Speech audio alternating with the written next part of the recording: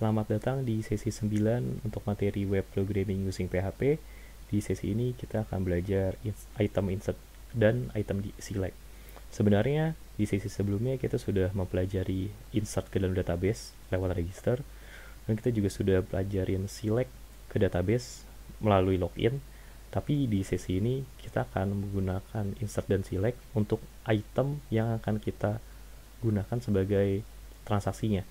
Nah, untuk contohnya, kita sudah membuat tabel post. Jadi, yang akan kita lakukan sebagai item adalah post, di mana si post ini memiliki relasi dengan user ID. Jadi, masing-masing user punya post-post mereka sendiri. Oke, untuk code sesi ini bisa diakses juga di github.com/mrp13.0/mooc-basic-php. Akses aja branch ke-9. Sekarang kita mulai melakukan insert post lewat doInsert.php yang sudah kita buat sebelumnya. Di doInsert.php ini berarti kita tambahkan require connect.php. Kemudian kita ambil variabel post dari form ya. Di formnya kebetulan namanya juga post. Oke. Kemudian kita lakukan validasi. Jika formnya ternyata kosong, kita siapkan query string dengan message post harus diisi. Kemudian header location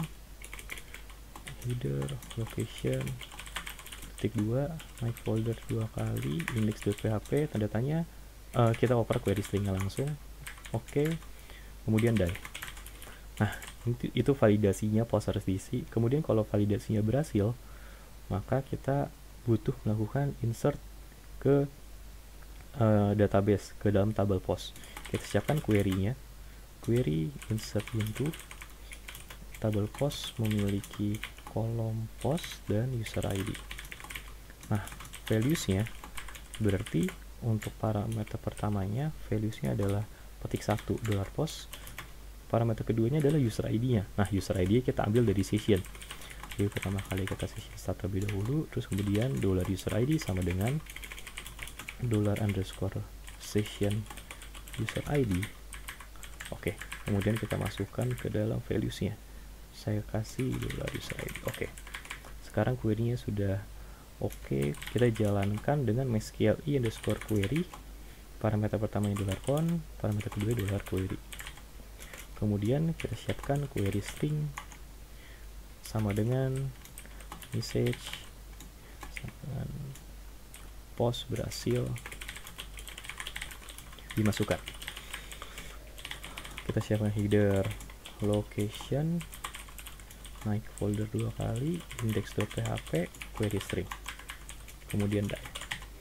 Nah, sekarang coba kita lihat di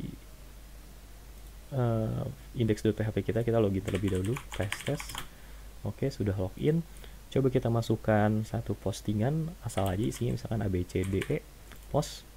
Oke, sudah tampil kita bisa lihat di URL-nya, message-nya berhasil masuk, post berhasil dimasukkan. Message-nya kita tampilkan terlebih dahulu di index.php. Di bawah input type submit saya tambahkan satu span, tandanya sama dengan di sini get message, tanda tanya 2 kali, string kosong. Oke, sudah muncul pesannya. Sekarang kita coba cek ke dalam database-nya, apakah post yang tadi kita ketik benar-benar berhasil masuk. Oke, di dalam tabel post udah masuk satu postingan baru dengan post abcde, user ID-nya 1. Sekarang coba saya logout, saya buat user baru abc, saya register baru abc, username abc, password abc, saya login lagi. Kemudian saya coba posting hal yang lain, xyz misalnya, post. Saya coba cek di tabel post.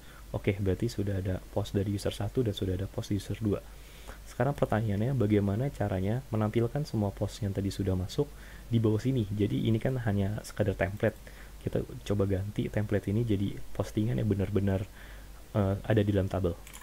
Kita kembali lagi ke Sublime. Nah, di index.php ini kita butuh supaya semua card ini adalah hasil select dari tabel post. Berarti di bagian atas kita butuh connect.php-nya.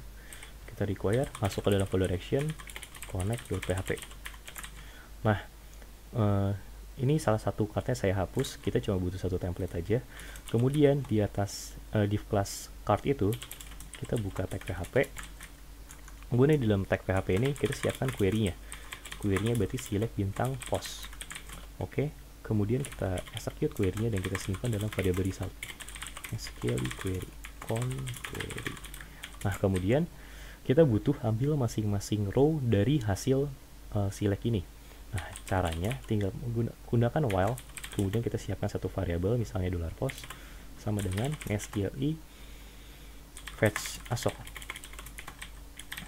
Fetch asok dari result. Nah, maksudnya apa?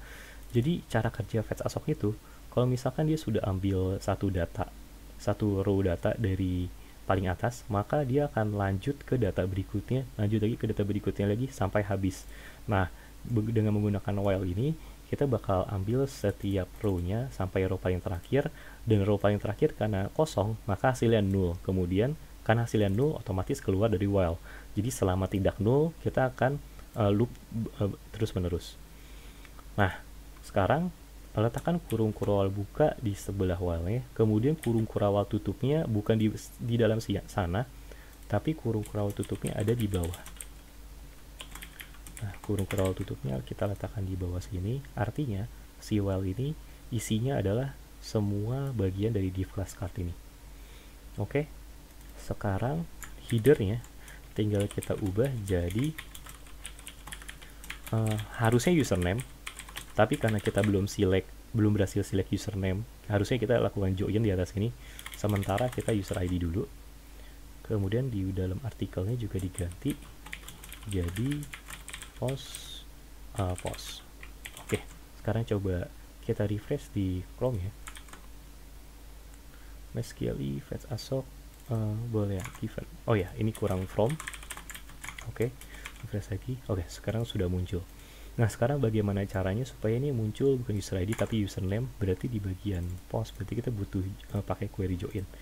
Di sini kita lakukan join user on post.id sama dengan post.userid sama dengan users.id. Oke, berarti bintangnya kita ganti karena ID-nya ada ambigu di sini, jadi supaya oke, kita ganti dengan ID-nya si post.id sid, kemudian username, kemudian post. Oke, kita butuh 3 ini. Nah, berarti di sini bisa kita ganti dengan username. Oke, sekarang username sudah muncul. Kalau saya coba input satu lagi, halo apa kabar? Oke, sudah muncul dengan username halo apa kabar. Mungkin supaya lebih nyaman, yang paling baru kita tempatkan di paling atas. Dan kalau gitu order by post.id bsc. Oke, sekarang yang paling baru ditempatkan di paling atas. Nah, untuk materi insert dan select cukup sampai situ. Kita akan lanjut lagi ke materi berikutnya.